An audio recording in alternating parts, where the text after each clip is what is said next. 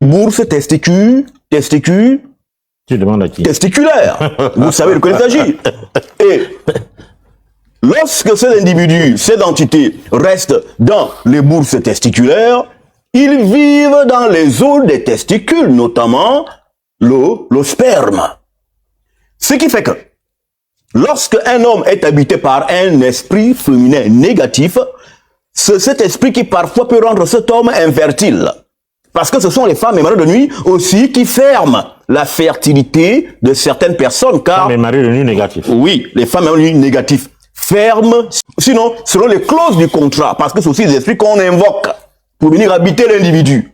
Et dans les clauses, il peut s'agir de fermer complètement la porte de la fertilité. Ces individus, donc, ces entités mangent les spermatozoïdes, vous allez faire des examens. Soit vous avez un bon taux, soit même vous avez un taux en moins, mais vous n'arrivez pas, et ne pouvez pas faire d'enfant en tant qu'homme, car vous avez une locatrice dans vos boules.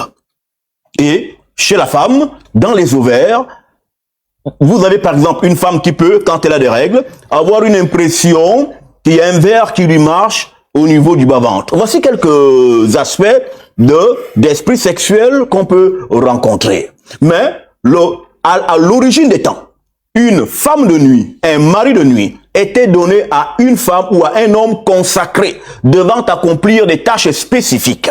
Mais comme la connaissance est sortie du sacre, est devenue vulgaire, ce qui fait que un individu qui a ces sciences-là, quand il sortirait au dehors, verrait une femme avec des grosses fesses et aimerait les voir. Et ayant la connaissance de comment on fait pour devenir un esprit sexuel de nuit, alors il applique les lois mystico-spirituelles et vous vous retrouvez en train d'être tous les soirs visité sexuellement, vous vous réveillez le matin, vous êtes tout mouillé, voilà. C'est parce que il y a des techniques. Par exemple, un enfant qui naît, je vois une jeune petite fille qui est peut-être la fille de ma fille.